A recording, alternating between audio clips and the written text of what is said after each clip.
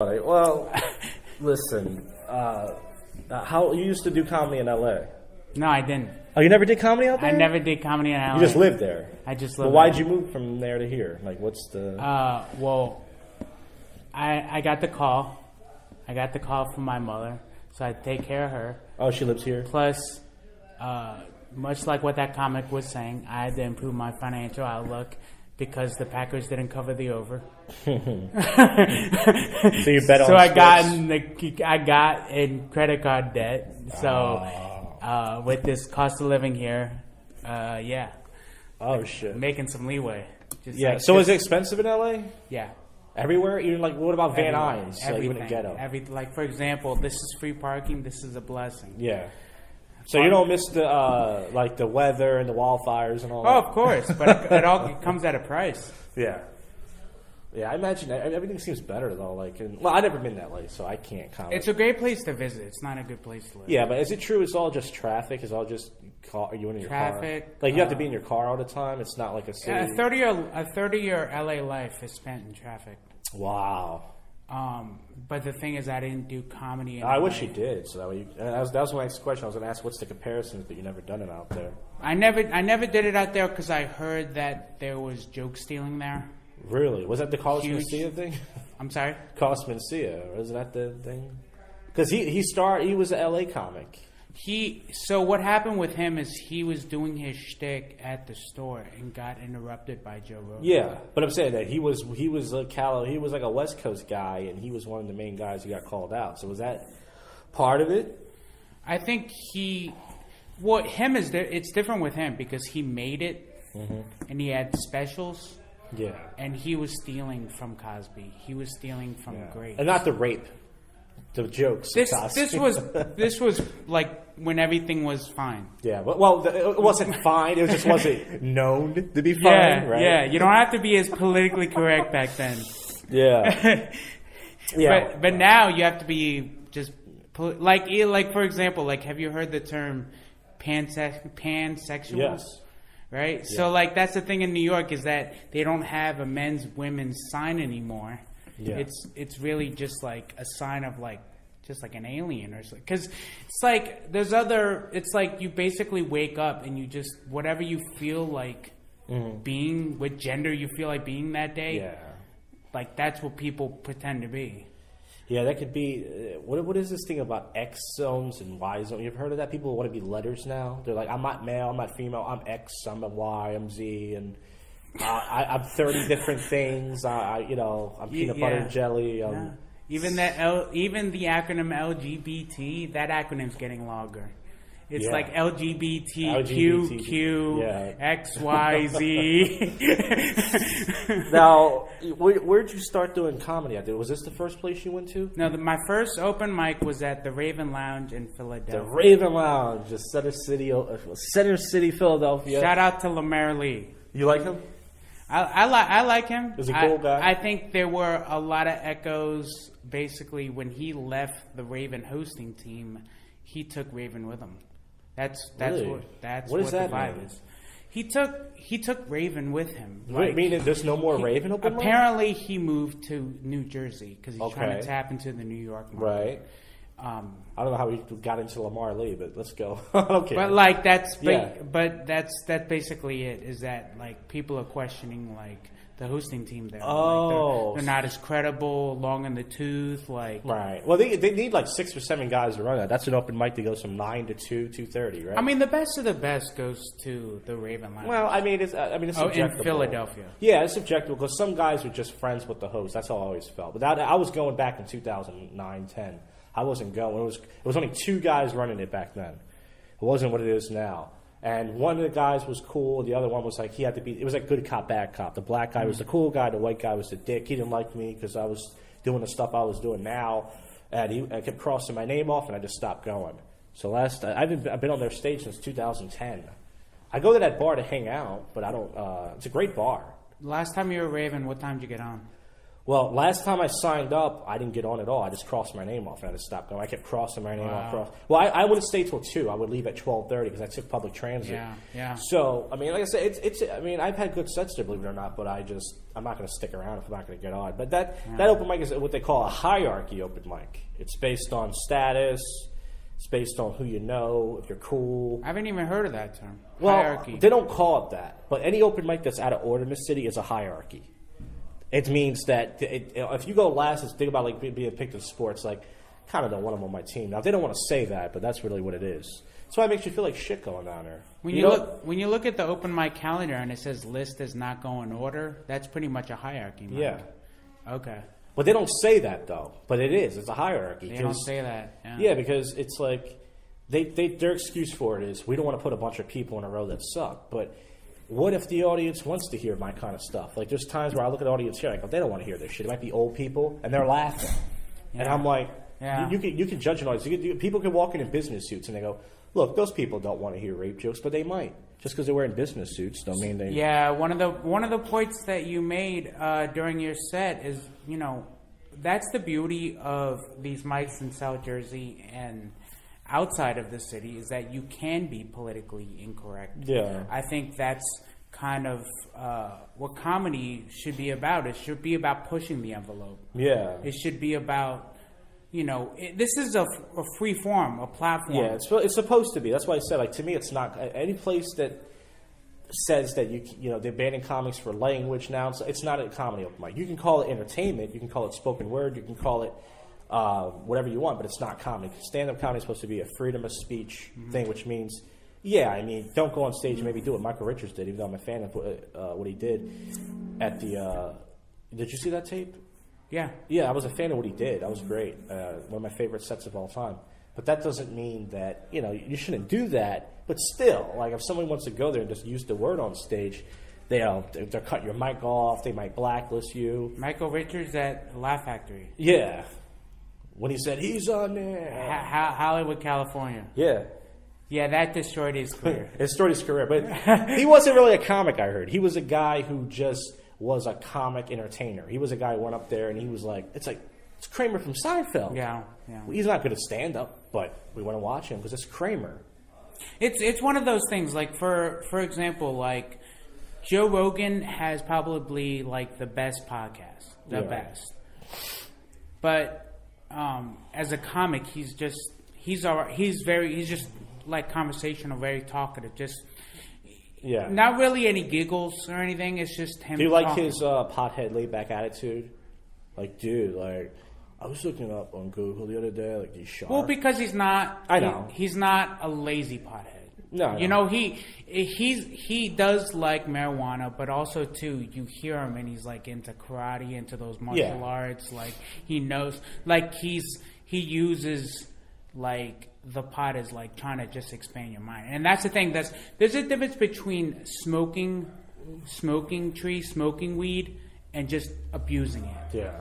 And you can kind of tell the difference between people that are just abusing the hell out of it. It kind of versus actually making it beautiful, and it kind of puts a bad name on marijuana, and I feel like that's kind of the reason why this thing hasn't been legalized yet federally, because people abuse it. Well, yeah, I mean, but California, isn't it legal down there? In Colorado and recreationally. Yeah. Yeah, but you can still get. I heard they're not really criminalizing here, and feel like you can just get a ticket. But no, it's open season there, but it's not as open season, right? And you would think, like I would say, it's not as open season as Colorado. Yeah. But I've been to Colorado. I've been to Red Rocks Amphitheater in Colorado, and even at the Red Rocks Amphitheater, they have like these commercials saying, "Oh, don't smoke in public." And see, like Colorado was the first state to actually like legalize it. But the thing is that they still want to keep it under wraps. And I think that is the main reason why marijuana hasn't gone federally legal yet, because they think that people are just going to abuse the hell out of it, and it's just going to be it's just going to be chaos. Yeah. Like, people are going to just show up to work with like smoking blunts. Isn't it a gateway drug? Like, you smoke pot and then you start raping cats? That's not true. I know, I made that up. But they say it's a gateway drug. Like that remember, like half. That's baked? not. I mean. Like remember, like I have seen it half baked. It's a gateway drug. But I've never done heroin. I mean, I've done coke a couple times. Yeah. See, that's because of the weed. You're like, I'm doing weed already. Well, it took me. I had to build up to coke. Like I got offered it like several times in California. Yeah. Never did. My first time was in South Jersey at the W. Yeah. Wow. So that's when you did the coke stuff. That was the first time. Now, who offered it to you? No, I'm kidding. No one listens to this shit. That's the thing I love about this podcast. No one listens to it, so you can drop whatever name you want. And it starts at 0, and then we'll get to 1. All right. We have to cross 0 first. Yeah. Okay. Now you got in trouble. Not in trouble, but didn't you go to an open mic? What was it? Patty Wax? Were you the guy? You said somebody chick's titties, and then they. Yeah, I said a bit, and the thing is that this bit is the reason why some Philadelphia city comics knows me, like almost like this is my calling card. To did they put your name on Facebook or? Basically how the bit goes, or the subject matter is basically these. I say that these these white boys are scooping up these Asian bitches like hotcakes. Yeah. And apparently that's politically incorrect. Yeah. Oh, it's because you said the word bitches, right? I don't know why. Because right. I made like a feminist joke before that, and yeah, that was the appetizer for women to hate me. Yeah, well, all the female comics down there are feminists. I've never seen a comedy scene. This is the new generation of comics. Every female comic is a feminist. They can't just be a female comic. They're a feminist. They don't really do jokes. Some of them have jokes, and some of them are just like they make political statements. This is what some older comics are talking about. The younger comics are not being funny anymore. Ever since Trump became president, they're just going on stage going, "I don't like Trump, and I'm a feminist, and it's not funny." And down in the city, when I went to Good Good Comedy Theater, I saw a lot of that. Well, Good Good Comedy Theater. You saw a lot of that. Like no jokes, just comics going up there making political statements. Just like one guy was crying up there when the whole Tiki Torch thing happened. You don't remember when those white nationalists? Yeah. But there was no neo-Nazis. There was no jokes though.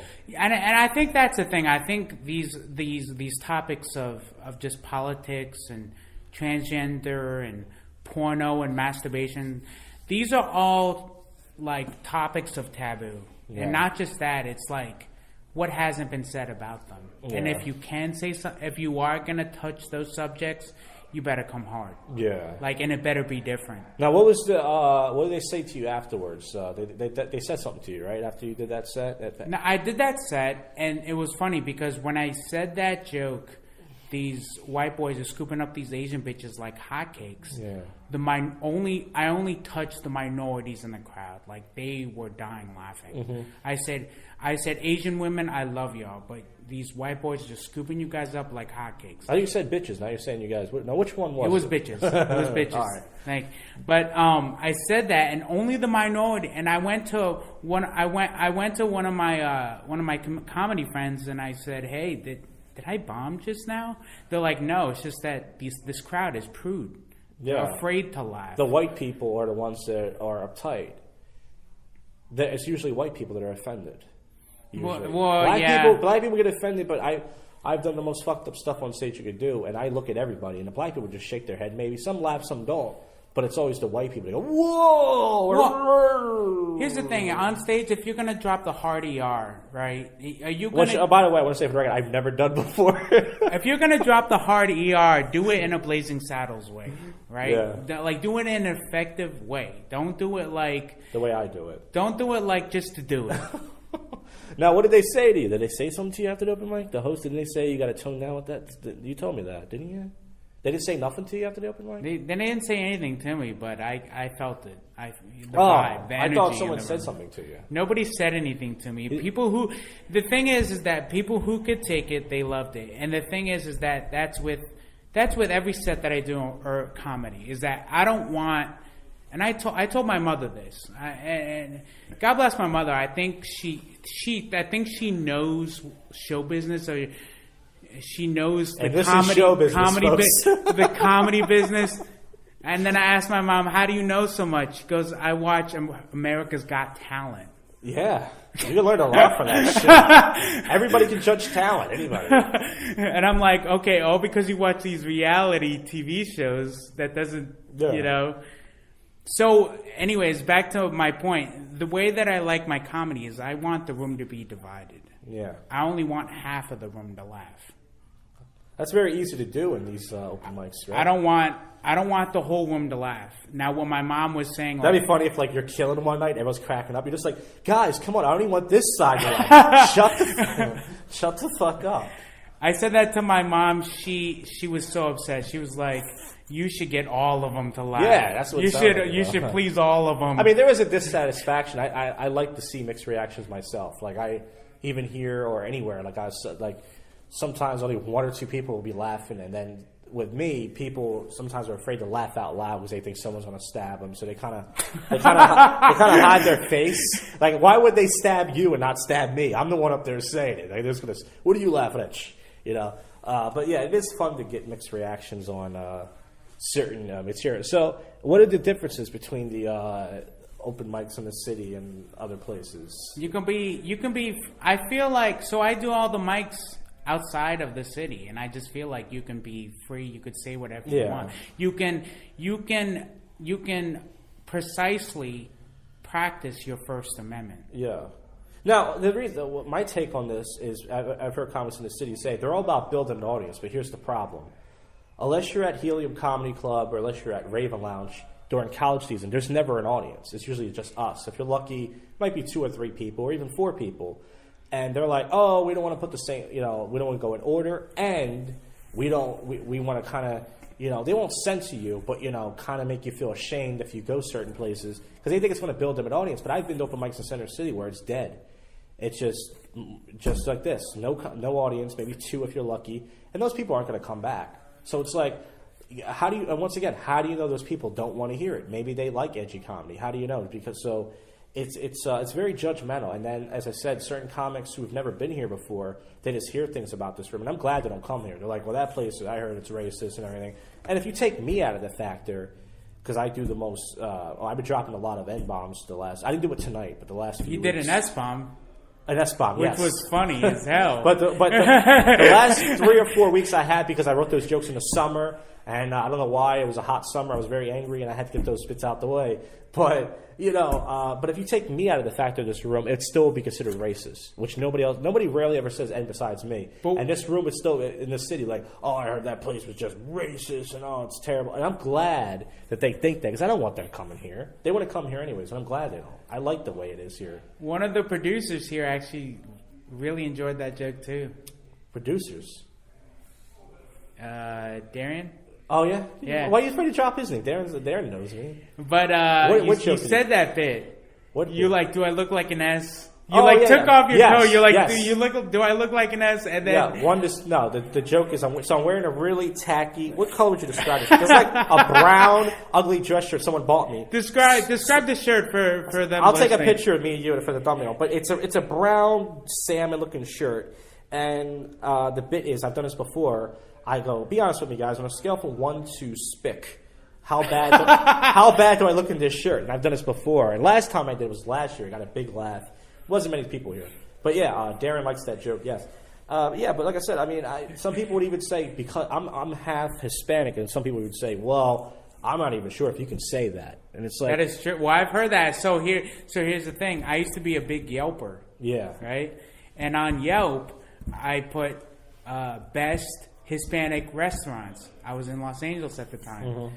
Some guy messages me. He's saying that is politically incorrect. Hispanic. You need to say Latino. Yeah. Everyone's offended by everything. So, because the thing is that in Los Angeles, they were offended, especially the Latinos there. Like, you better address all of them individually. Like, if you call a Cuban Mexican, they're going to get pissed Puerto Rican, nobody wants to be Mexican. And that's the truth. Like Darren, for example, someone said he was Mexican once, and he got mad. Puerto Ricans especially. When I was growing up as a kid, I know how to fuck with Puerto Ricans. When we make fun of each other, I would say, you fucking Mexican, and they would get mad. I go, yo, I'm not fucking Mexican. Don't say that. Because Mexicans are known as these dirty, border-hopping, dishwashing fucking creatures. And Puerto Ricans are the white people of Hispanics, as you've heard before. They don't like that. you know. But it was when I was in New York, one of my favorite jokes to close. I go, I gotta tell you guys, I really put the spick in despicable. And the host was like, "Are you Hispanic?" And I was like, "Yeah, I'm half Cuban." He was like, "Oh, you should address that first." I'm like, "Well, that won't make the joke if I go, hey everybody, get ready, I'm Hispanic, so," and then I do the, it's like softening the wound. I don't want to soften the wound. I like to just get in the ass. Yeah, I like to just. Why are you even? It's like he's like asking you to justify yourself. Yeah. Well, this guy, I talked about him before, so. I did 3 times I went to New York in the summer. First time I went there, my second time I think, I brought spy glasses. Now, here's the thing. I bought these POV glasses so I can record people without their consent because I'm a piece of shit. Because it's easier than walking around with a selfie stick like this. So I brought it on stage with me. So the host was looking at me. One of those open mics where the host sits on the ground, Creek in a Cave in Long Island City. Saturday, 4 p.m., okay? So those of you out there who want to get into New York comedy, get ready. So much fun. Anyways, so he was looking at me like this, and he was like, "Why are you wearing sunglasses?" I was like, "I'm recording my set. The camera right there." And there was only like 6 people in the room, and the host got really upset. So I went back a month later. I think he would recognize me because I'm like, "This is New York. There's hundreds of comics." And before he started the show, he was like, "You didn't bring those glasses, did you?" And I was like, "No." He's like, You should have recorded the audience. That's not the number one rule of comedy. Man, I've been doing open mics for 9 years. That's not the number one rule of comedy. The number one rule of comedy is sticking with your time. You get 4 minutes to get a light. And turn your cell phones off and all that. And then when I was on stage, I didn't bring it, but he was like, "You don't have those glasses, do you?" Like he acted like this was a packed crowd. So I still put the video on my YouTube channel, me wearing the glasses, and there's only like 6 people in the room. And then they were so curious, like, "Wait, where'd you get those? Wait, how much was there?" Like you can't find these. Like I bought some secret. It's so stupid. But this guy, nice guy. He seems like a nice guy. He's like a wrestling fan and all. But he always tried to give me like advice. He'd go, "Can I give you some advice? Don't make fun of any other race that's not yours. Hey, can I give you some advice? If you're gonna do a joke like that," and it's like he probably thinks maybe I'm new to the city and he's trying to help me. But even if that is the case in New York, I'm like, I don't give a fuck. I'm going down my own path, which is nowhere, and I'm not going to sit here and listen to these. That's not. That's true though. I mean, he was he a comic himself? Yeah, he's been in the game. I'm gonna drop his name. His name's Adam Susan. He's the only New York comic that I know. Adam Susan. He hosts the Creek in a Creek in a Cave, Saturday 4 p.m. open mic in Long Island City. Creek in a Cave. You've heard of that place. All comics talk about that. Creek in a Cave. So the thing is that I noticed that comics that are in the scene and they get long in the tooth. And they just been in the game for a long time. They get disgruntled. Mm-hmm. They get disgruntled, and they always feel like they can give younger comics like advice and they know better. There's nothing wrong with giving advice, but at the same time, as I said, like I tried to say this years ago, we all, people should know by now, certain people like me, that I'm never going to change. You might think I'm going to change, but I'm never going to adjust my act. And that may be bad for me in the end, but I don't expect to ever go anywhere. But even with that, just in general, either they're trying to help you, it's like we're not all going to be in the... Everyone thinks that they're going to go down to Center City, make all the friends, and win the Phillies Funniest. Only 2% of comedians have a chance to win the Phillies Funniest. You can't conquer the comedy scene unless the comedy scene allows you to. Meaning the guys who have conquered the comedy scene that I've seen over the years, Helium liked them. So Helium put them on. Then they went to the other open mics like Raven Lounge. They let them come in, bump everybody. Yeah. They befriended everybody. They voted for them enough to get through, and they won. We're not all going to have that same path. We're not all going to be able to go down to the city and go, even if I tried and I decide I'm going to kiss everybody's ass, I'm going to go to all the city open mics, I'm going to talk to comics, like that guy you were talking to before the show don't like me. I'm going to try to win him over. I'm going to try to say, hey, man, let's patch things up. It's not going to get me anywhere. It will help a little bit, but it won't get me on more shows, won't get me a paid gig. I won't even get to the first round of Philly's Funniest. I may have a better chance. So at the end of the day, it's like I'm not saying I'm trying to be a dick, but like I said, it's like, look, I don't want to go down there. Someone's like, do you ever try to fit in down there? I was like, no, I don't want to fit in down there. Now when I hear, did you hear this happened at Orlibs? Now it's not there anymore. I think Orlibs. Yeah, they renamed it. They call it the Big O. But it's not the open mic's not there anymore, right? No, it is. They rebranded it. It's called the Big O now. Oh, that's why I haven't seen it. Comedy show. So this happened a year ago. This guy went up there, and he's not really a comic. He's an insult comic. I mean, he makes fun of other comics. His name was Ron Dickles, not Don Rickles. Ron Dickles. That's the bit, right? So the chick who won Philly's Funniest, Cassandra D. Yeah. he pretty much said there in the crowd, "Hey, I would never fuck a fat whale like you," right? Really cruel. And they banned him afterwards. To Cassandra D? Yeah, he said that. She cried. She cried? Yeah, because she's sensitive about her weight, And they were like, dude, you can't come back here anymore. Like, that's her friend and everything. But here's the thing. What he did morally was shitty, right? But should he be banned for that? No. This was at Orleans? Yeah, this was a year or two ago. Holy shit. But here's the thing. It was shitty what he did. I'm not going to say it. Like, the proper way to handle that is to say, look, she's my friend. Leave her alone. Like, if you come back here again, don't say anything about her. She's sensitive about her weight. But that they banned him. How can you even diss her? She's so approachable off the stage. But yeah, but still. She's such a nice person. She's a nice person. That's why they were offended. But still, they banned him, which I thought was shitty. Now, do you think he should be banned for that? I don't think he should be banned. I think he should be suspended. No, but that's wrong too. That's still taking away freedom of speech. But that's like kind of best of both worlds. It's like but see, we're still kind of cool with it, but cool. But see, it's not cool. The reason why I even suspended it because, as I said before, the proper handle will say, "Look, leave her alone." You know what I mean? Like one time before a comedy show, this guy was going to bring his brother, and his brother's really heavy, and he said, "Guys, just do me a favor. Don't make fun of my brother." He's like, "He's really big. You might, And we respect him. We said, "Okay, we'll make fun." Something like that. Leave her alone. Fine. The guy should still be able to perform. They banned him. Like, to me, a comic should only be banned from an open mic. Like, there's only been 2 comics. That guy Goat you met at the Bill Miller Friday open mic. Goat, you can't forget him. He's an older guy. That you rode with, right? Yeah. Yes. He got banned. He's banned from here. He's the only guy because he snuck in alcohol twice. The bartender told him, "You sneak in alcohol one more time. You only get banned if you sneak in alcohol. Maybe you get into a fight. You break the microphone." But I could understand that more than the ban. That's what I'm saying. More than the fat. Like whale. what he did was morally wrong. I'm not defending that, but I'm saying to ban him for that, it's no different. It's like here's the why. If a female comic said that to me, everybody would laugh. I've had hosts do that. Like, "Oh, this fat fuck right here." People call me fat all the time. Nobody would get banned for saying that to me, even if they knew me or not. Yeah. But because she's a woman and society says, well, she's sensitive to that, she's a nice person. Regardless, so what? I mean, listen, it was shitty. I'm not gonna. It was a shitty thing to do, but you're banned for that. Was this before? This was before she won. Yeah, like a year. I think that helped her win too, because I'd say she won because of that. This happened like 2 years ago because she was saying on Facebook like. I heard someone tell me, like, "Oh, I'm never going to make it because I'm never going to be pretty and I'm always going to be fat." She said that? Yeah. On Facebook? Yeah. See, that's the thing with the City Mike and Helium. Like, they think that Philly's Funniest is like the holy grail. Yeah, well, that's what I'm saying. Like, and there's a few guys who have won that and they're still in the city doing open mic. But I found out, and this is advice that I got from Brian Isley. Okay, I know who Which that I is. told him. I told him, I'm like, you're up there. You're like one of my favorite comics. Yeah, he's from the tap in the room, scene, right? And he was somehow ousted in his round of Philly's Funniest, and I saw him live. I saw him. Now, when you say ousted, you mean he got disqualified? No, like he didn't get voted to get advanced. Okay.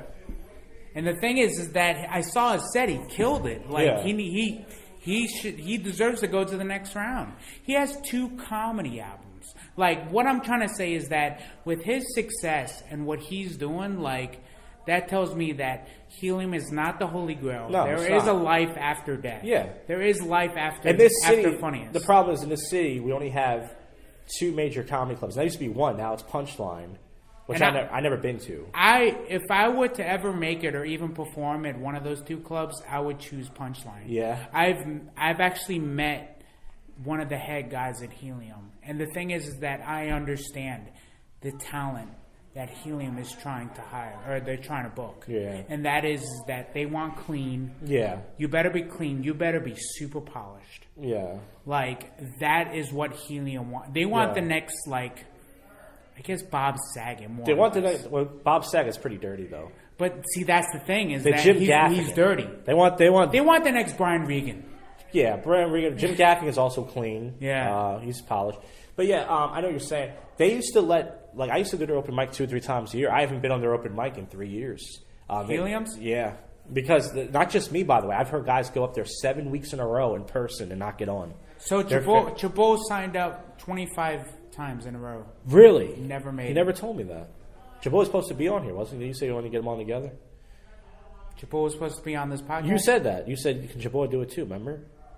Oh yeah, but he's at Fenris's mic right now. Oh, he is? Oh, that's cool. I like that about him.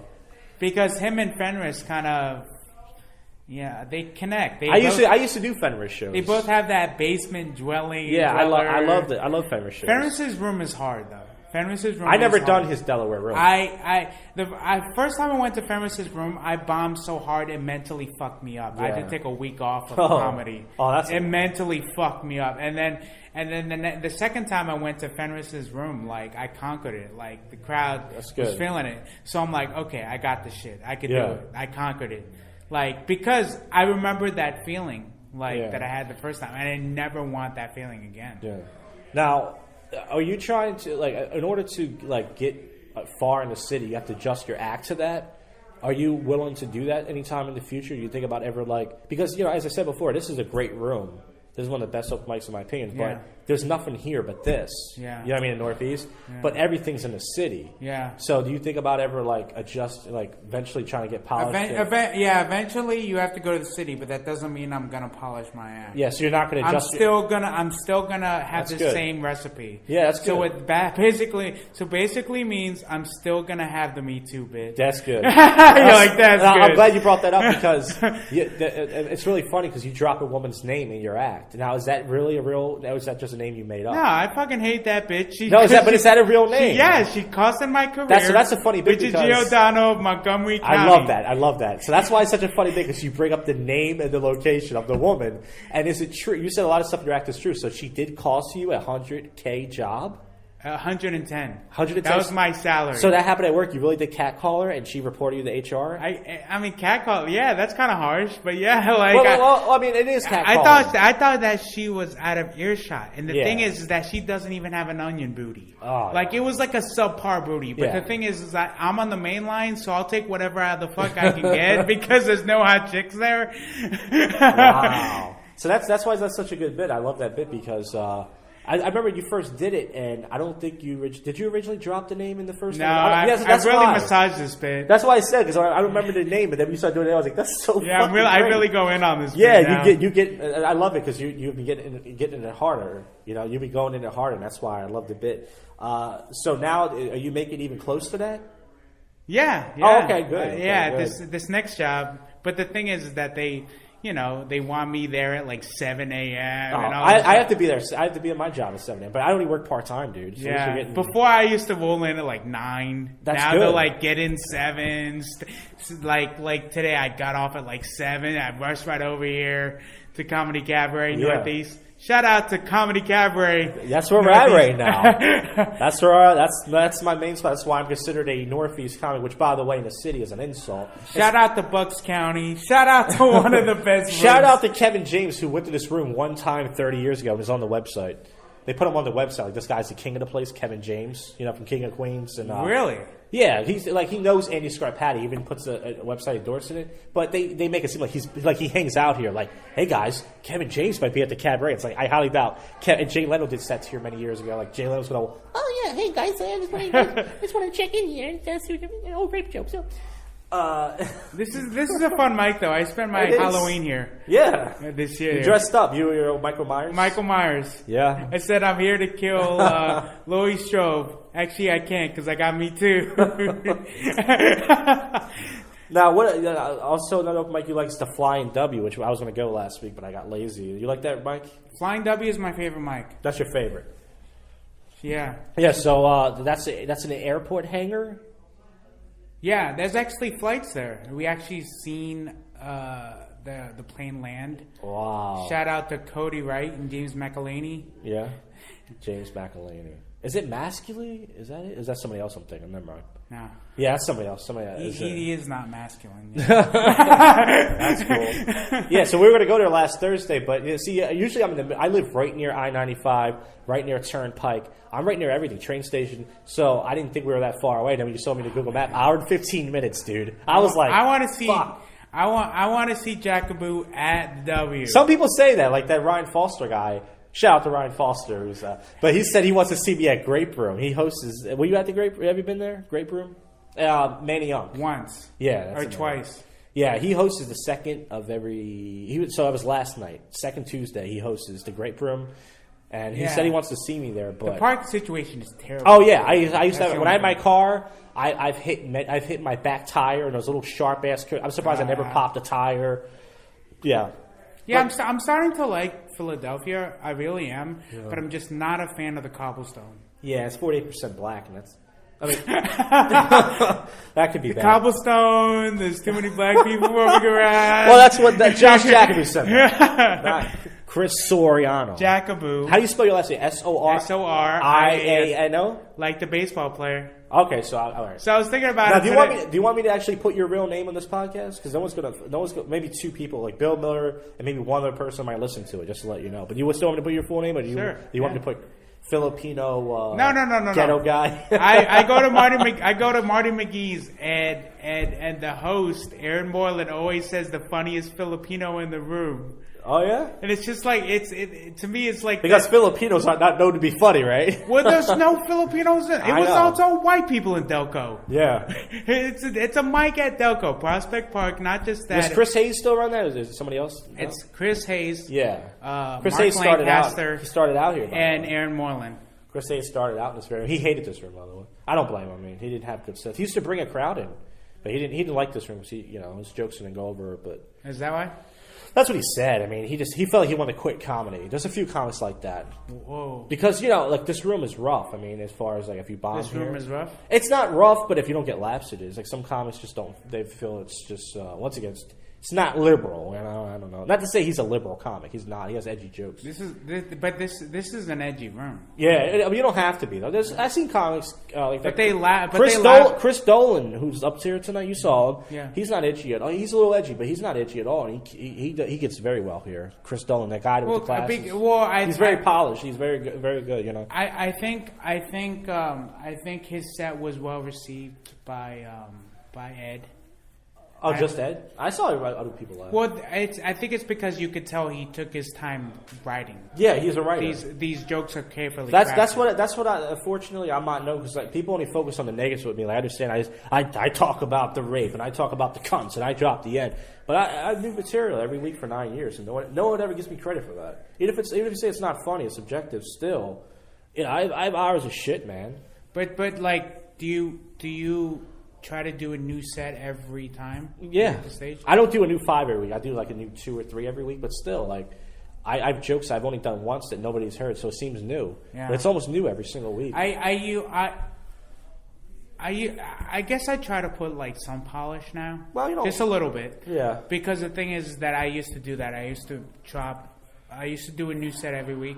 But then like after a while the actual like delivery and the presentation to people, it comes off like a rough draft, right? So it's like you're giving them the rough draft of this. Yeah.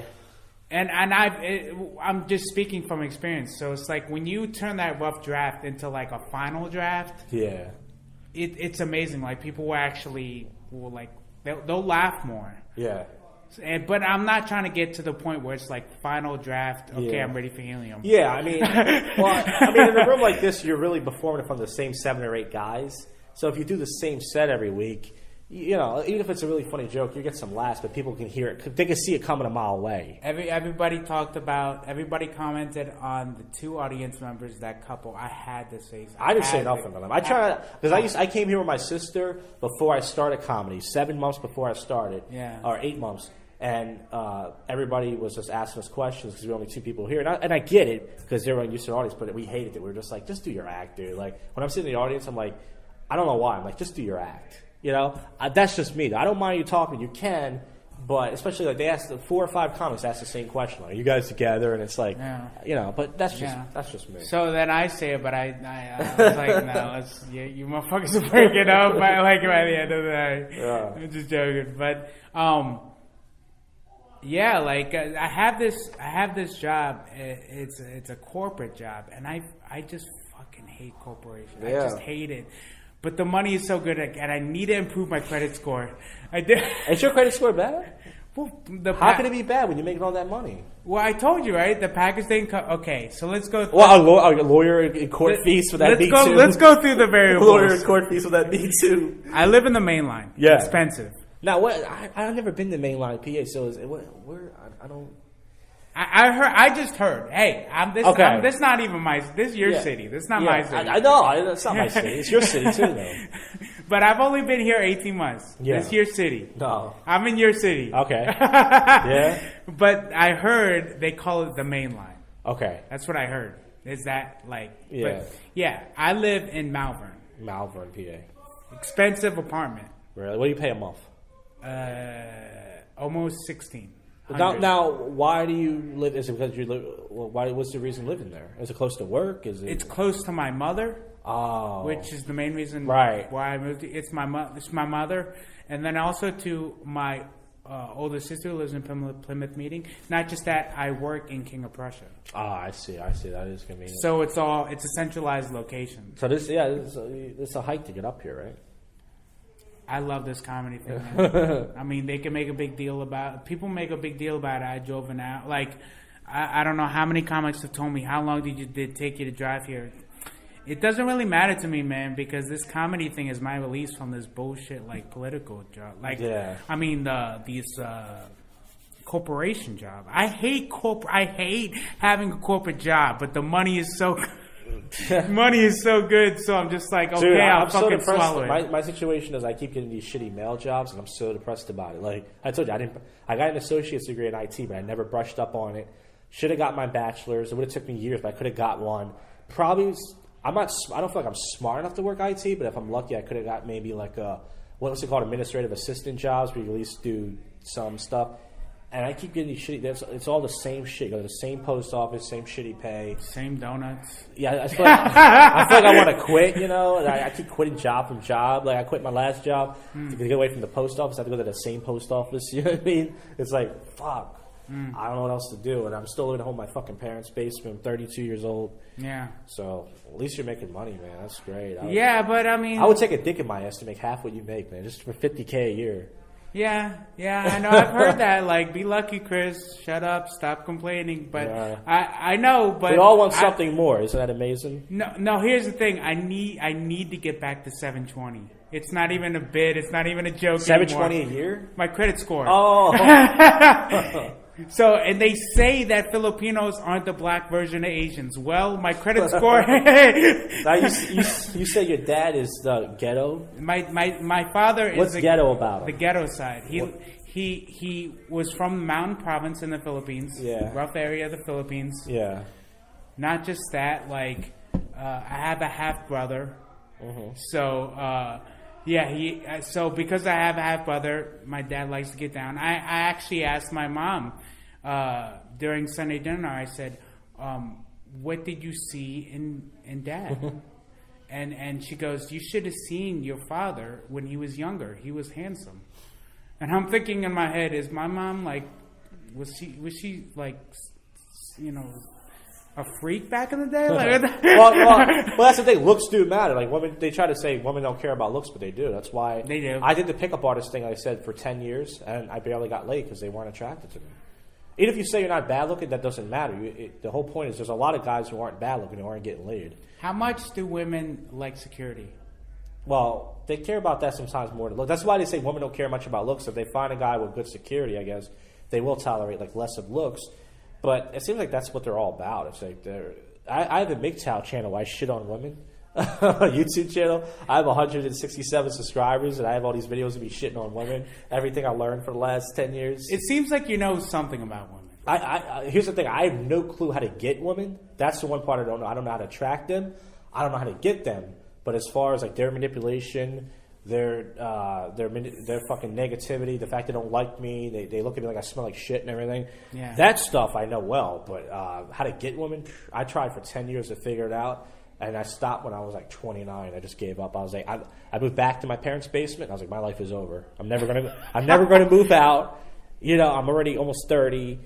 Even if I can, you know, this bouncer I know, he's always trying to hook me up with good-looking girls. I'm like, they like him because he's 6'3". He's half Asian, half white. Ooh. Girls are attracted to him. They're attracted to the mix. The mixes are usually good people. Usually beautiful people. Usually Asian and white people are regular. And he is good-looking, but he looks just like a regular Asian. You can't tell he's half white. Yeah. But they're attracted to him. Yeah. They come up and say, can I give you my number? He's like, I have a girlfriend. They're like, I don't care. And he tells me all the time. He gets all these numbers. He's like, look at all these numbers. And he just goes to his phone, right? And I'm like, And he like, oh, go over to that college girl. She wants something. I'm like, she doesn't want to fuck me. She doesn't want to fuck some old fucking fat loser in his parents' basement. And he's like, oh, you need confidence. I was like, dude, I did confidence for 10 years. Like, you have to be. Even when I was skinnier, I was like 25 pounds, maybe skinnier than I was now. Yeah. I didn't get no pussy, barely. I got like makeouts in bars. I got dates, nothing. When's the last time you had sex? The last time I had sex was trying to have sex in my car when I had a car. 3 years ago, I was dating this fat black chick, plenty of fish, right? And fat black chick, all plenty of fish. And she was like tall and thick, like real thick, like kind of like fat, I guess you could say, but she was thick. And she was like on top of me, and her head was already touching the top of my car, so I couldn't pump, right? So I got it in, but I couldn't finish. You were uncomfortable. No, yeah, but she wanted to fuck like outside of her house. She couldn't host, I couldn't host. This is you know what Manny Young, before Manny Young, what's it called? What's that area called before Manny Young? Fuck. Freaktown? No, I Freaktown, yeah. But anyways, she was like, if you could find a place to park, it was like Friday night, like 1 o'clock in the morning. So I parked outside this person's house, and, you know, I wasn't comfortable. If you're married, you're not comfortable, your dick can't get hard, you know? So I was like half hard, and she was blowing me, like really trying. But we fooled around, but that was like 3 years ago, dude, and I didn't even come. I didn't even pump, and that was 3 years ago. So I guess you didn't even pump. I couldn't pump because she was so big. If I look back at it now, I should have bent her over the back seat. Yeah. But I didn't think of it until after. Back of a Volvo. A Toyota. I had a 2005 Toyota Corolla. Yeah, man. So that's pretty much the last time I got. And then after that, I stopped trying. Like I said, I go to bars still, and I don't even talk to chicks. I haven't asked for their number in like a year or two. I'm done. I think ever since this Me Too thing, I stopped. Well, ever since I got Me Too'd, I've just stopped. Yeah, but even before that, though, this is something you can ask any guy my age. Girls don't even dance with guys anymore. Like when I first started going out, I'm 32. Yeah. Girls would just grab you, shake their ass. It was all tease, but they would shake their ass on you, grind on you, throw you on a couch, jump up and down on your dick. They don't do that no more. Like you go to bars, the only time you see a girl dance with a guy, 9 out of 10 times if it's her boyfriend. Or the guy she came with. They never give it up anymore. But they were, even when I started going out, they weren't having one night stands with guys. I was going to say it's all tease. So I still go out Friday and Saturdays, but even online dating, like I was on Tinder off and on for years, never got one date. I got matches, I got messages. That's the same thing. I actually had a subscription. I paid for it. Oh, you paid for the plus at to get more. Match.com. Oh, Match. Match.com. I had a subscription. Yeah. And then. You know what you got to do? It feels like nowadays you got to get like professional headshots, and you got to get like road groomed to get like in a suit. It's a whole whack of bullshit. I had no idea. Maybe if you do that, you'll get laid. Maybe. The whole cyber scene. Yeah. I had no idea it was such a fucking game. Like in the cyber scene. I would try to warm them up. Hey, you know, how you doing? You have beautiful eyelashes, beautiful hair. No responses. So I haven't seen my cousin in the longest time. I saw him at a funeral, and the first thing he said to me was, yo, I got a kid, yo. Chris, yo, I got a kid, yo. This was in Toronto. My cousin's ghetto. I go ahead and use this line. Hey, yo, I got a kid, yo. I use that line on Match.com with these. I just pop these random women with, yo, I got a kid, yo.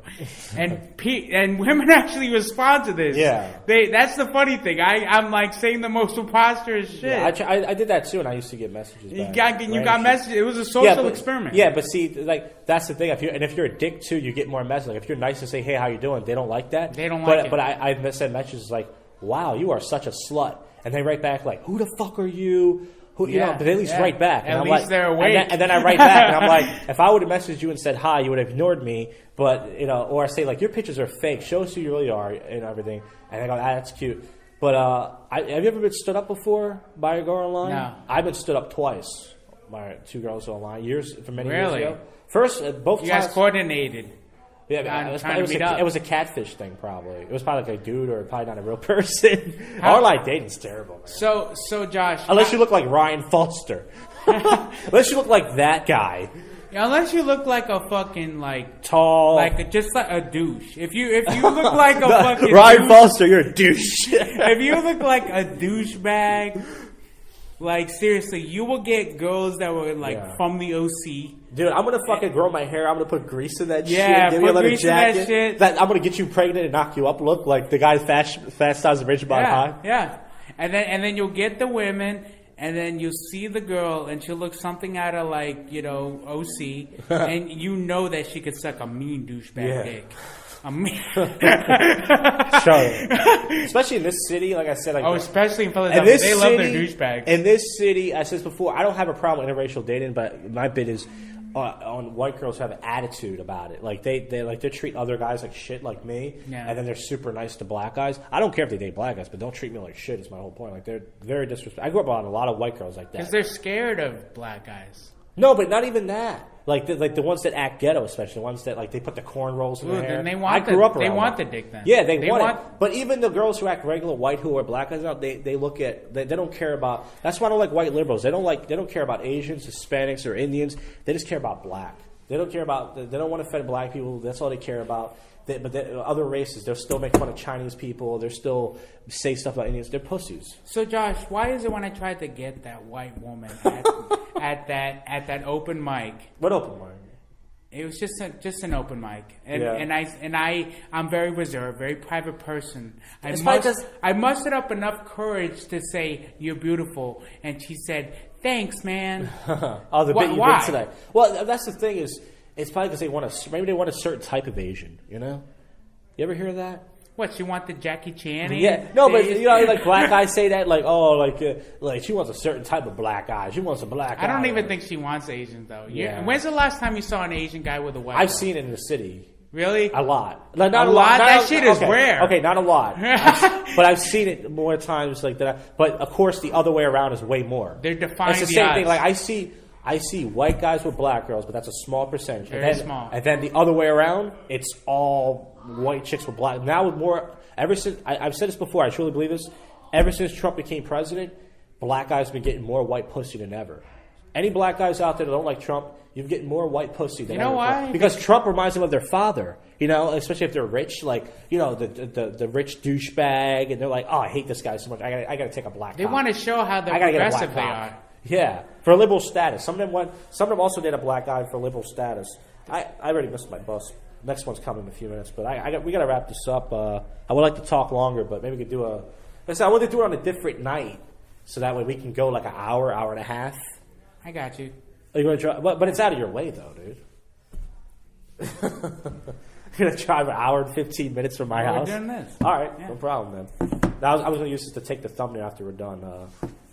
If you want to be a part of history, two people watching this on a 572 subscriber page.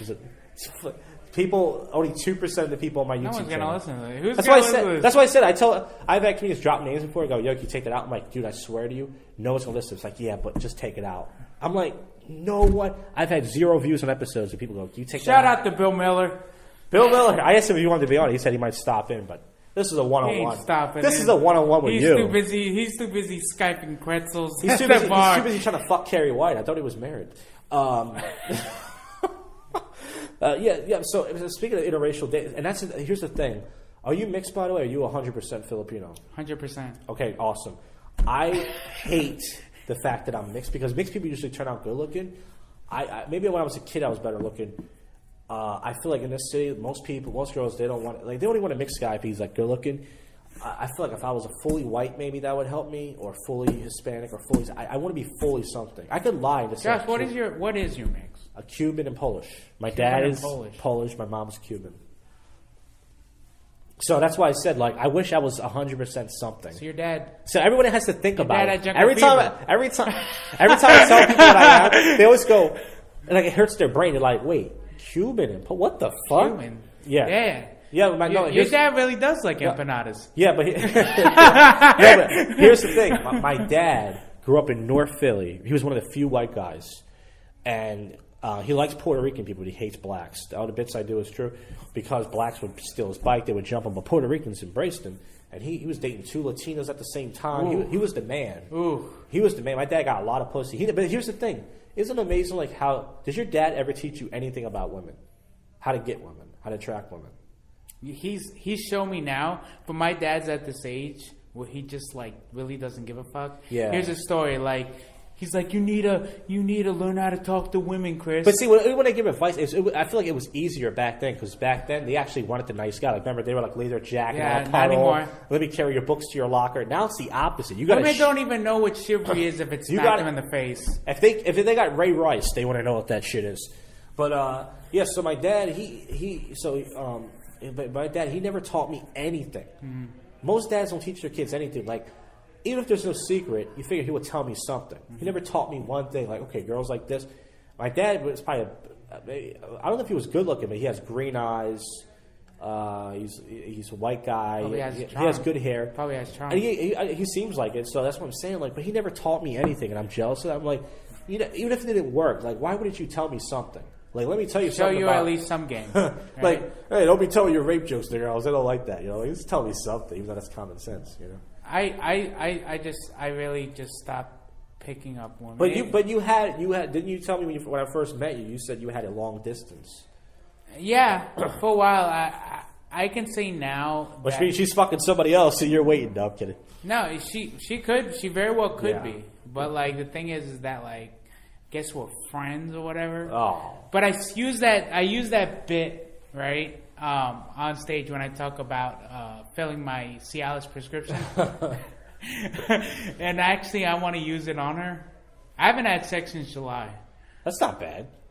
Well, for you, it is because I'm pretty sure. But it was very convenient because when I was living in Los Angeles, you were on Cialis that night. No. Oh. This is I don't know what it is with the air in Pennsylvania, but I don't think they get down because like I had to ask my doctor for Cialis prescription. Like I don't know what it is with the water here, but anyways, it was so convenient in California because I would just wake up, have morning wood, just tap on her shoulder, and then we would be doing it sideways. Nice. Like no fucking like was no she work. Asian?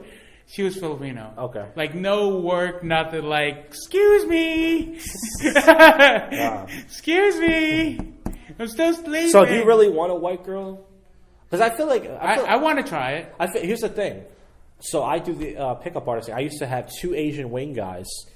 They didn't like Asian girls. They only wanted white girls. Most Asian guys in pickup, PUA, you know, that approach women... white girls are like success to them. Like some of them like Asian girls, some don't. But they like white girls are like success. You know what I mean? Like, and there's black guys like that too. Like most black guys in PUA, they don't like black girls. Like they'll fuck a black girl if they could, but they don't really approach. They want Asian, Hispanic, and white women. What's PUA? PUA is pickup artists. Remember I told you that I did the pickup artist stuff for so there's these seduction books and things, and it's all bullshit. It doesn't work. Like make good eye contact. And some of them go really wacky. Like there was a show called The Pickup Artist on VH1. This tall white guy named Mystery wore a cowboy hat. He wore swimming goggles on top of it. He had like fucking nail polish. He was like Metro kind of, and he would go around the bar doing these like magic tricks and indirect, which means you don't really like. You know, you say you're beautiful. That's direct. He would just like tease them and like ask them questions, like opinions. But see, he was a tall white guy. And they were attracted to him. You know, he was already like a 7, you know, if you want to use that one, according to girls. So, you know, but he wrote a book on how to teach. So that's why I first found out about PUA. Then I read all these seduction books, and it's all bullshit. The girl has to be attracted to you. So if they're not attracted to you, they're not going to tell you. You could be indirect, you could be direct. It's not going to matter. They're not going to. Do you believe that's true, Josh? That when a woman meets a man, they know within the first 5 minutes that they. Yeah, I think it's true, but it depends on if they're attractive. Like I think they know if they're physically attractive. When I first 5 minutes, they know. Okay, yeah, I think so. But see, if you tell them 5 minutes after you meet them, by the way, I make $100K a year. That's a panty dropper. That's a panty dropper. Yeah. Really? That's what you should do. Like you should just, because I see that like in movies and stuff. Like imagine like you're talking to some girl at the bar and she's kind of like not really giving you time. And you go, you just like on your phone right now, like, oh, I just got a raise. Yeah, I'm gonna be making $120K a year. And she just turns around. Oh, what's your name, Chris? Hey, you know, like just. Oh, it's a gold digger. Yeah, well, and she's gold digger at that point. But most of them. Most women gold diggers. Most of them, yeah, if not all, because it's like the big 3 are looks, money, and status. So even if you're not good looking, at least you have money. And then status is like if you're like popular, if you have friends. But even if you don't, some don't care. Like this one girl that I worked with at CVS when I was 20 years old, she told me it's all about personality. Girls want a nice guy. She showed up to work one day with a shiner. Her boyfriend beat the shit out of her. And her boyfriend just had a shitty car and a shitty apartment. He drove her to work. Fucking loser. Yeah. But because he drove her to work and she could stay over his place instead of going home to her house, that was enough for her. And she's telling me, "Oh, girls just want a guy who's nice. They want any self-esteem." Yeah. So that's what I'm saying. But it goes back to what you said before. It's about security. It's like how much? It's that a lot, right? So if I go to this woman, this open mic scene, you're beautiful. She goes, "Thanks, man," and I go, "I'll give you a thanks, man. I'm about to upgrade you, 110K." Yeah. So you don't really, see, that's the thing. When I first started talking to girls, I used to do that. I used to go, "Hi, you're really pretty." I realized that for some reason that scares. Like, they don't like when you're direct right off the bat. For me, like some guys can get away with that. Like I said, like that Ryan Foster guy, he could do that shit. Yeah. He could say anything, and girls are like, "Wow, he's so tall. I gotta hang now." Yeah. Oh my gosh, I'm so wet. Yeah, but see, I used to do that, and I realized even though they didn't look like not scared, it turned them off. Even if they said, "Oh, thanks," they would give me their phone number and never text back. Right? Mm-hmm. So what I started doing was just having regular conversations with them, then flirt a little bit, and I started at least getting texts back, but still no dates. But for some reason, I would walk up and say, "Hey, you're really cute. I want to meet you and everything." And they would say, "Oh, thank you," and they never texted back. And finally, I realized they don't like that. I think for me, some guys can pull that shit off. For me, I don't think they like it. So maybe I'd say the way you did it was bad. Maybe it was just too direct for her. Because some of them are just. That's the problem is. There's so many different things you can do, and like you can't read their mind. Like some girls, but they want you to. Yeah, some girls want you to come on strong, some don't. But how do I know which ones don't? Right? Like it's not going to be written on her face. Like girls say, "Oh, look for a signal." I'm not a guy who gets a signal. Thanks, man. I never have girls like play with their hair or look at me. Maybe I was younger, but especially now. The one that fucking kills me is when they cross their legs and their top leg is facing you. Now I read it on Google that is a sign of attraction. It could be, but here's the thing. The pickup artist book, you should read it, right? Just out of curiosity, it's called The Mystery Method. And the game, you probably heard of it. The reason why you should read it is because they have silly shit in there, like they're called indicators of interest, right? So one of them is if a girl asks you what your name is, but some girls are just born polite. You know what I mean? Like some girls are raised by their mothers and fathers. Hey, if you meet somebody, introduce yourself. It's rude. Mm-hmm. Doesn't mean she likes me. Mm-hmm. She's just like, "Oh, we were talking about what was your name? Oh, Chris. Hey." And then another one is that they play with their hair, but that doesn't mean that they like you. Some bitches just play with their hair because they play with their hair. Mm-hmm. So you can't. Sometimes you can go based on it, and sometimes you don't. I had one girl at a bar once. She kept laughing at everything I say and everything, and then I kept trying to kiss her and stuff. She's like, "You're really making me uncomfortable." And I said, "Well, why do you keep laughing and smiling?" She was like, "Oh, that's just my personality." And she kept laughing like a weirdo, like, and I was just like, I thought if a girl laughed, laugh. Huh? Was it an ugly laugh? No, that's my impression. But was it an ugly laugh? It wasn't ugly. It was like she was like flirting, like, And I was like, but she was like, "I'm just nervous." Well, was she out of 10? Well, here's the thing. She wasn't attractive, but she had, sometimes like a girl just has her titties hanging out, and that's just, Was her titties hanging out? Her titties were hanging out, but see, like that just usually means a girl wants to fuck, but it didn't. But would you fuck her? Yeah, that's why I approached her. I would approach a girl that would fuck. So yeah, yeah,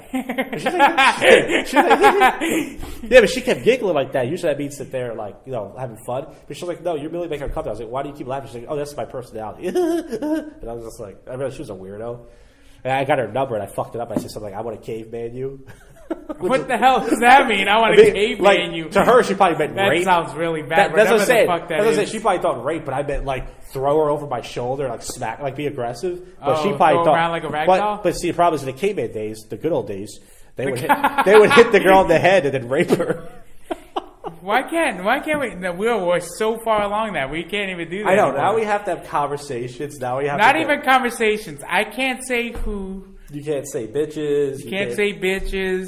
You can't. They want equal pay now too. And they don't even do their job. Most of them. They sit around gossip and eat, and they get paid more than I do. And I work in mail because I work in mail, so that's why I get mad. I'm like, these bitches just sitting there playing with their nails, talking, shopping all day, playing with their nails. Getting to come out from the other night with the tall guy they jerked off, Nah, they didn't just jerk him off. That tall guy wanted to.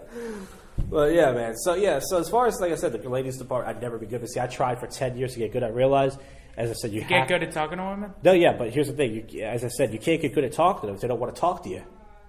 They never want to talk to me. Yeah, that's what I'm saying. Thanks, man. They have to want to talk to you.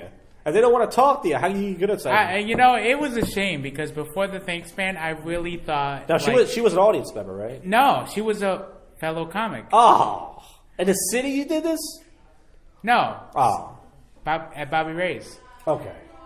I'm not going to name drop there. No. But female comics are like weird because they don't usually. Not saying that can't work, but they usually don't like. They fuck other comics. Don't get me wrong, but they usually. I don't know if they would meet a guy like that. Female comic. Here's what I've noticed about female comics. Whores.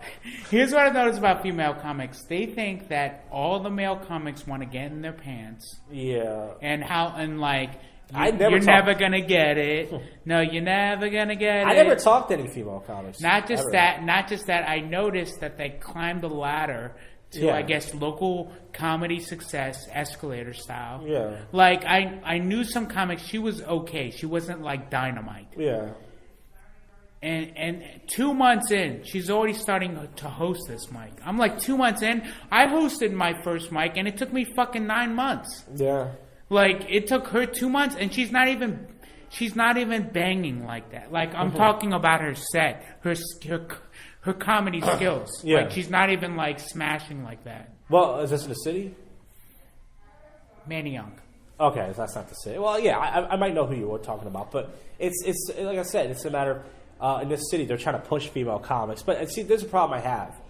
I'm all about pushing people who deserve to be pushed on an individual basis, not like, oh, we need to push women, we need to push blacks. Look, I wish I could push women and blacks off a cliff if I could.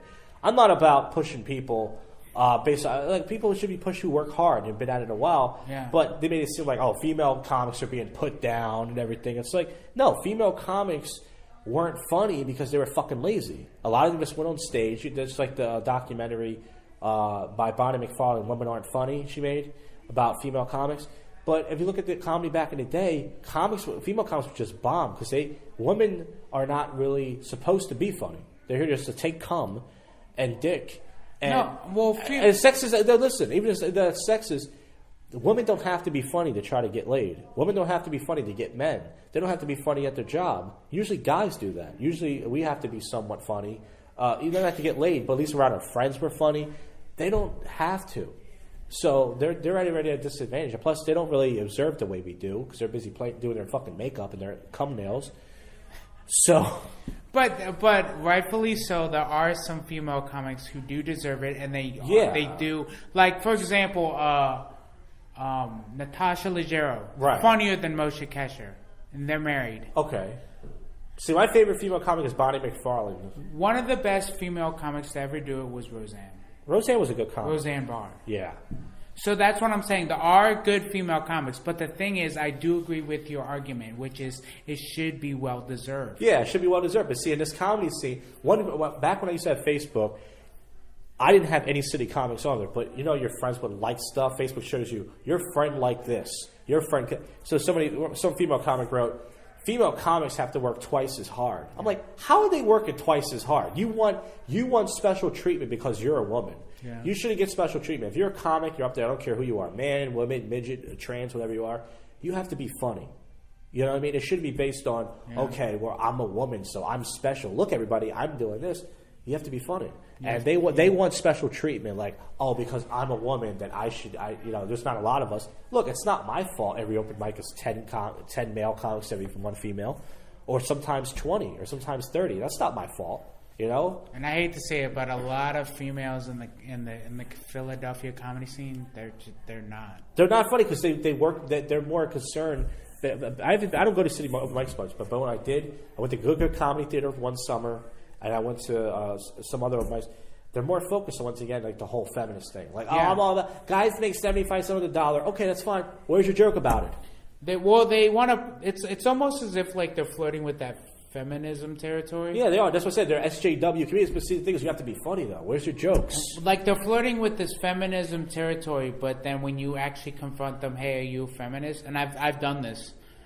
They've actually flirted with this feminism territory in their set, and then I ask them all right off the stage, after their set, are you a feminist? And they say no. Yeah. That's the shit that fucks me up. Yeah. Well, like I said, they're hypocritical because I told you this before off stage. I went to the Trocadero, first open mic when this place closed down this summer. 1 week later, I go there end of May. It's only a monthly open mic in Chinatown. Yeah. Female comic. I'll drop her name. I've dropped it before. Her name is Erin DeHorny or Dehoney or whatever. She's a fucking cunt. I don't care if she's listening. She's a fucking cunt. She was hosting. During the set, she goes, I don't like when guys come up to me and give me advice. Like, people always want to give me feedback. After I do my set, when I was second or third, she comes up to me, and she's like, were you talking shit about my friend over there? She points to this guy on Facebook. And I was like, I've been on Facebook for a year and a half. I don't know what you're talking about. She's like, well, just to let you know, your set was trash tonight. Ooh. Right? So, and I never had a host do that to my face, so I respect her for saying it to my face. And I was drinking a sip of beer. I swear I was going to spit that shit right in her face. And she's dating another comic, some other guy named Bill something. Whatever. Bill Miller? Bill Miller, Nav Darren? Well, wow, congratulations, Bill. Probably on the side. But anyways, I just looked away from her because I was going to spit beer in the bitch's face. I probably would have spit beer in her face, fought her, punched her boyfriend in the face, which I don't want to do. But she said in her set, I don't like when people come up to me and give me feedback on my set. She came up to me and said, your set's trash tonight. Because that's strong. Yeah. So she's a hypocrite. It's okay when people come up to, it's not okay when people come up to her and say, hey, you know this bit would be funny? But you can come up to somebody else and say, yeah, by the way, she didn't kill it. She was no Amy Schumer. She didn't kill it up there. So, it's a fuck. That's why I said, like, this place gets a bad rep. It's easy to trash me because I'm here and I live in Northeast, whatever. They're pussies. I've heard I went to a city mic and they trashed, like, all the mics that I go to. Yeah. They trashed W. They trashed here. They trashed Marty's. What did they say about this place? They just said there's nothing going on here. There's never an audience. Oh. Yeah, but see, they don't have an audience either, though, usually. Unless it's Raven, maybe. Raven during college season has an audience. I don't know. I just kind of feel in the PCN, the Philadelphia Comedy Network, I just kind of feel it's almost as if, like, we should be, like, one big family. Like, we're all fellow comics. We should all unite and just be, like, a community. But, like we said in the beginning of this podcast, it was like, anytime when you're in a tribe, organization, everything, there's going to be hostility. There's going to be drama. And that's the thing. I just feel like... I heard the Philadelphia Comedy Network is just basically naming men who sexually assaulted other female comics. I heard that there's like these little Me Too... Yeah, well, there was a few guys who did comedy years ago. Some had moved away that they were friends with these improv comics. One guy got a girl drunk. This is a true story. I mean, they got drunk. And he said pretty much, he was trying to make out with her. She said no. And he pretty much said to her, well, I'm not going to drive you home. Or I'm not going to drive you to the train station. Or I'm not going to drive you home if you don't make out with me. He, like, pressured her to make out. Yeah. Or something. And there's another guy who, like, mouth raped a couple girls. Who was like, what the hell was mouth rape? Mouth rape is like you get a girl drunk and she's, like, unconscious. You just, like, suck her face. Mouth rape. Mouth rape? Yeah, you never heard that term? Mouth rape? No, but that kind of sounds harsh. It is. But that's what I'm saying. But see, and then all the female comics jumped on and said, yeah, this guy. Mouth rape. Yeah. Sexual assault. Yeah, this guy. This guy, he should be, whatever. He should be, like, they said it like one of the girls, you know who she is. She's one of the main feminists down there, Rachel. Not going to say her last name. Let's just call her Rachel. She's all over that shit. She added me randomly, right? On Facebook? Not now, but back when I used to have Facebook. Because I had a picture of me at Helium, so she probably thought I worked there. I like that. You just say the first name. Now I'm really getting Well, no, I could say her last name too, but it's just not worth it. It's not because she's going to find it. Everyone knows who I'm talking about already.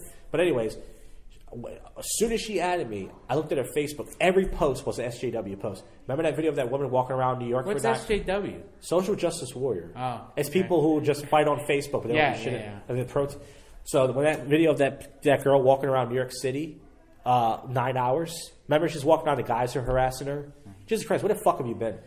Well, anyways, type in YouTube when you get home. A woman walks around. I don't pay attention to the news. No, but this is years ago. This is a big story. But this is important because she brings it up and she goes, "Oh, see, this is what I'm talking about. It's so scary." She's not even attractive. She's like, "Guys catcall me all the time, and this is what I'm saying. Women go through. It's so scary. You guys just." One comic was like, why is it scary? If a guy says, hey, why don't you smile? Or, hey, you're pretty. She goes, no, but it's just scary. It's really scary. And then every post, and then she would name a comics who, like I said, like they got caught for mountain raping a girl like years ago. And then she'd bring up, she's like, you know, you apologize to black people for Al Sharpton. You apologize to Al Sharpton for black people. When you fuck up with black people, you have to, if you fuck up with women, you talk to her.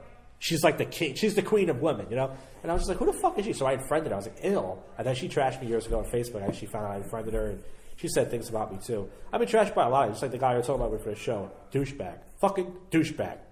Never did nothing to the guy. Don't know him. Got a problem with me. Because, you know, his friend doesn't like me or something, you know? Piece of shit. That's why I hate this comedy scene. There's comedians right now who I don't even know their name, who hate me. Damn. Never did nothing to. You got fucking beef in the city. I do.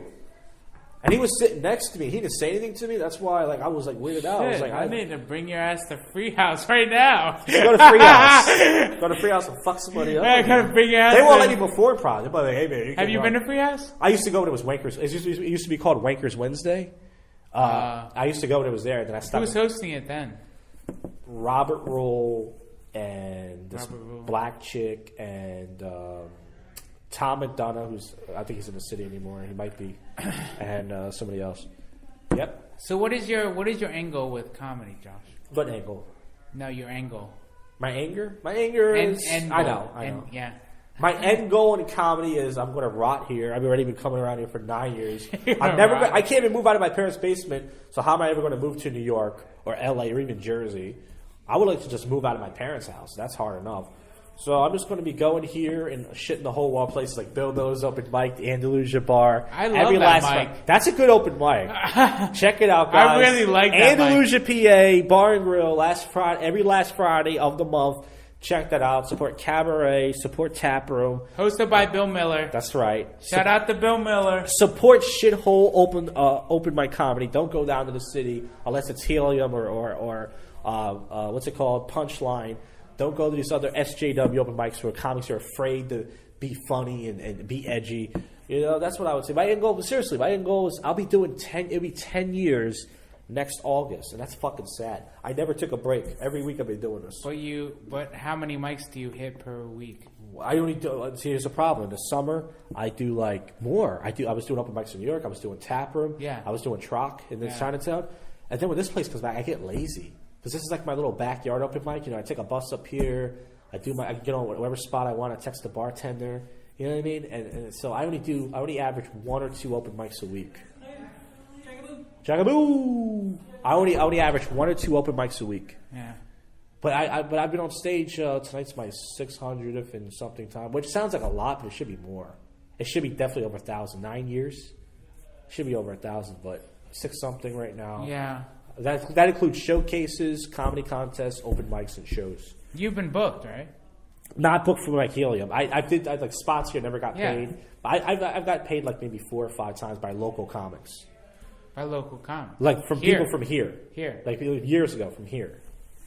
Yeah. Oh, so you're a comedy cabaret legend.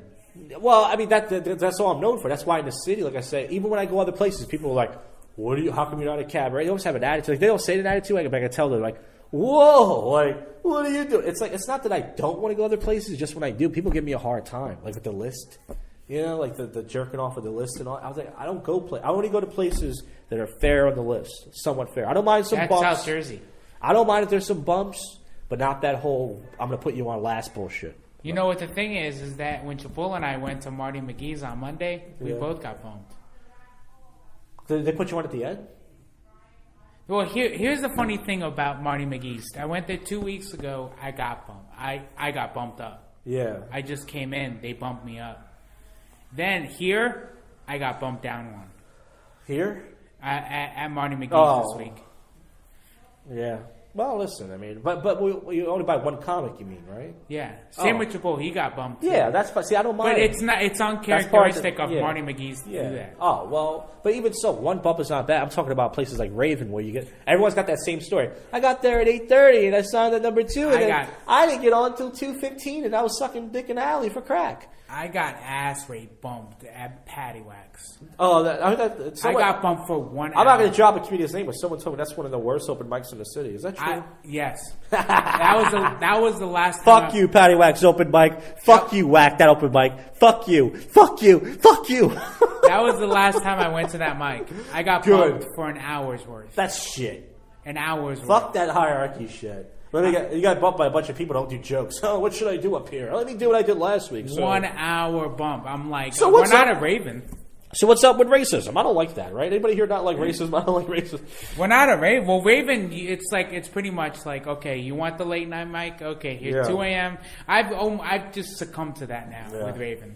Yeah. And I've so you still go there? No, I heard it went to shit too.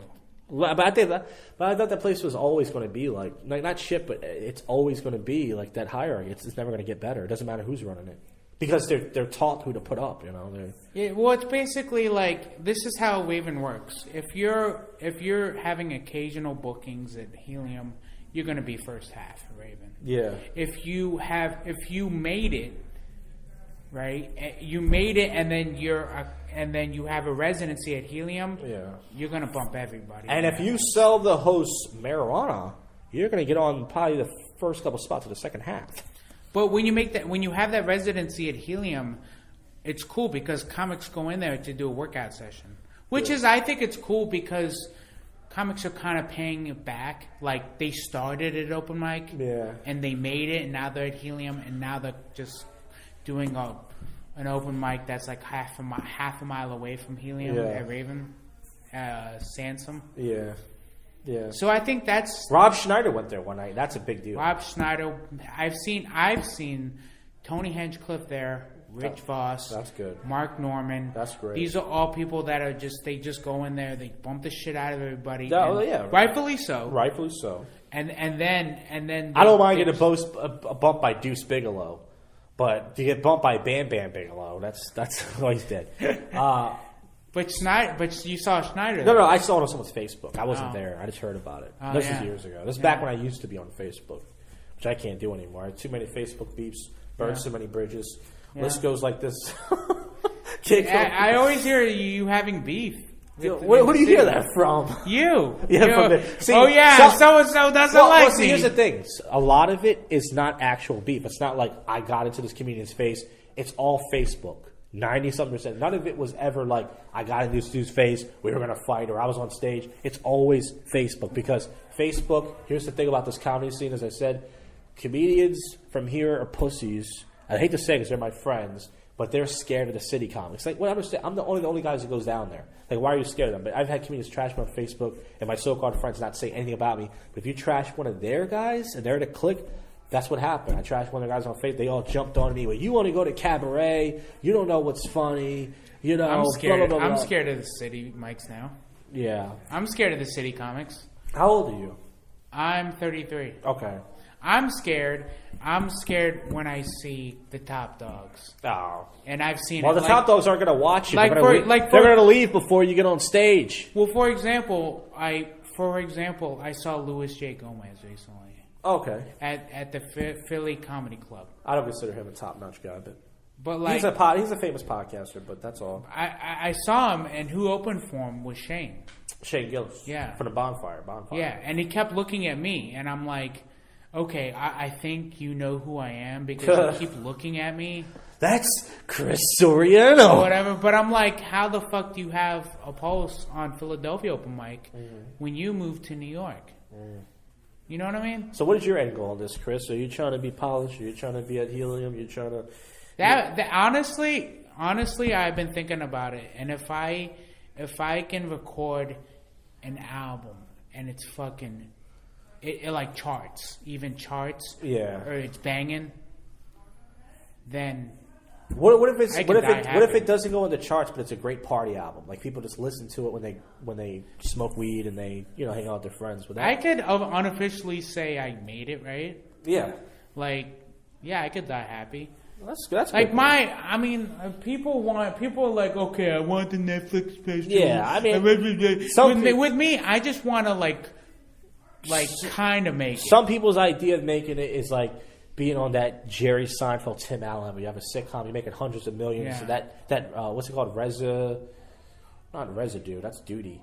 What's it called? Whatever it's called. But my small goal is I want to make enough money off comedy just to have a shitty apartment and a shitty car. Like part-time but full-time. Like that I would be happy if I could just pay the bills to it. Even if it's writing jobs, podcasts, and other things.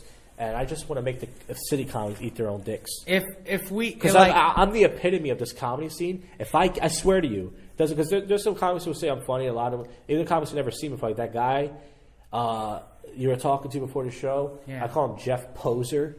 I don't care because he doesn't like me. He fucking before the show, this guy went on. He's a friend of mine, Matt Reese, and he was like, "Give it up for some of the great comedy that was before me." He laughed and he looked at me like sarcastic, like "Ha," he doesn't like. Let's say he doesn't like. And so if you ask him, he'll tell you, "Oh, I've seen him before. He's terrible." Guys only see me. So what's the beef explained? The beef is he's friends with somebody. I called one of his friends out. I don't Facebook in person about doing my jokes, which he did steal. His friend told him he never liked me for it. And then on Facebook, when comedians were trashing me, somebody posted my podcast. This podcast you're on now, you're a dead man, sir. Once they find out you're associated with me. And he was like, "Oh, thanks for ruining my night." Meaning like he listened to my podcast. I don't think he ever listened to my podcast. Wait, where is your podcast published? It's published on YouTube. I used to put it on Facebook, but I'm not on there anymore. So just YouTube and iTunes. No one listens to it on either one. I get 2 views a week from YouTube, Bill Miller and somebody else who knows. And iTunes, nobody listens to it. Wow, you got the shit out locked. Yeah. So, but he said, "Thanks for ruining my night," about my podcast. So either he listened to an episode and he didn't like it, which I don't blame him because I rarely have guests on like this, or he just wanted to say that to fuck with me, just to be a dick. And I never did nothing to it. I met him years ago. He didn't know anybody at the tap room. He introduced himself to me, like, "Hey, what's up, man? How you doing? Nice to meet everything." And then now he hates me because he's friends with not all the guys in the city, but more of the Great Room crew and those guys. They all, they hate me. So that's why when I saw him, he was sitting.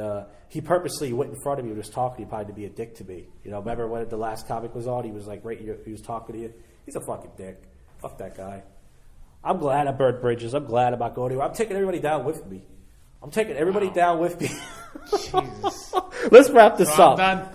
Let's wrap this up. Thanks for doing this show. Do you have any website, Chris? Or anything to plug? And I guess that has been my hiccup in this game is that I'm really bad with self-promotion. I'm bad with... Everybody is, because you got to have something. But catch Chris at the Andalusia open mic the last Friday. He should be there, right? Andalusia Mike. Andalusia Bar and Grill in Andalusia, PA with Phil Miller, Josh Jackaboo, and some other wacky... Yeah, but I don't really have much of an online identity. I think that's good. I think keep your job. You know why? Because I have to keep my job because I fucking DDoS somebody. That's why I decided to reduce my digital thumbprint. All right, we went for almost an hour and a half. Thanks for doing the show. You're one of the only people that wants to do this. Thank you. This underground podcast. But thanks.